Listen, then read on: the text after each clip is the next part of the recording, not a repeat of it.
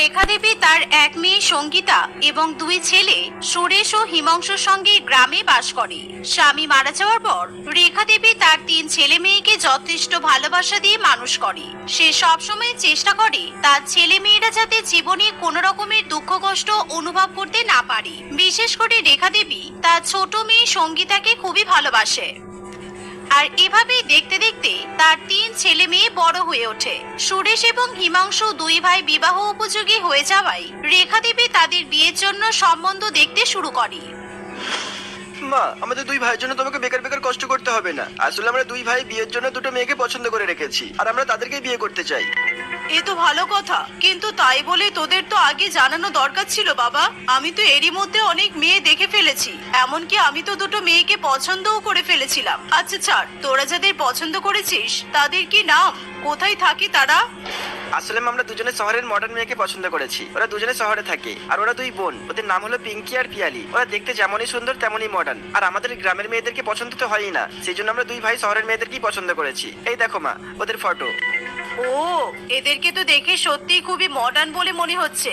আর এরা তো যথেষ্ট ধনী। কিন্তু বাবা, এরা শহরের ধনী পরিবারের মেয়ে হয়েও তোদের মতো গ্রামের ছেলেকে বিয়ে করতে কেন রাজি? এটুকু রাস্তার জন্য তোমার ভাড়া 100 টাকা হলেও অনেক বেশি হবে, কিন্তু তবু আমরা তোমাকে খুশি করে 200 টাকা দিচ্ছি।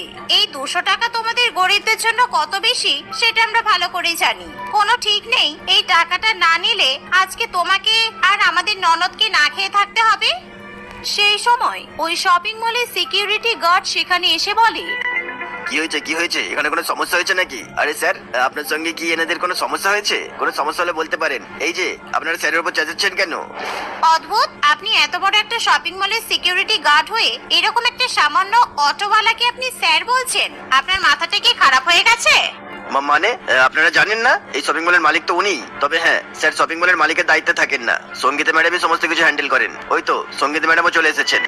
এই শুনে পিঙ্কি এবং পিয়ালি প্রচন্ড পরিমাণে অবাক হয়। তারা আরো বেশি অবাক হয় সঙ্গীতাকে উকিলের পোশাক পরে থাকতে দেখে। কি বৌদি, আমাকে দেখে তোমরা অবাক হচ্ছ কেন?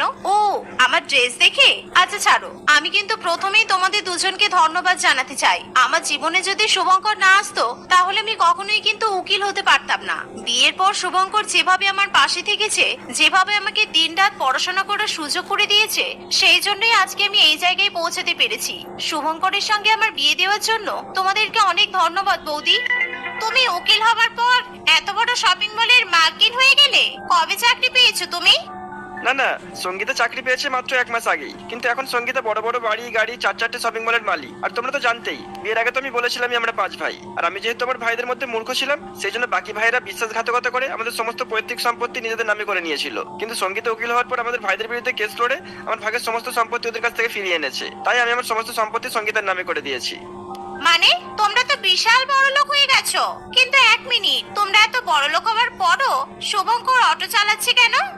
আসলে আমি মূর্খের মতোই থাকতে চাই। আমার ব্যবসার সমস্ত দায়িত্ব আমি সঙ্গীতাকে দিয়েছি, আর আমি আমার পুরানো পেশা কিছুতেই ছাড়তে পারছি না। সেই জন্য ইচ্ছা হলে আমি মাঝে মধ্যে অটো নিয়ে বেরিয়ে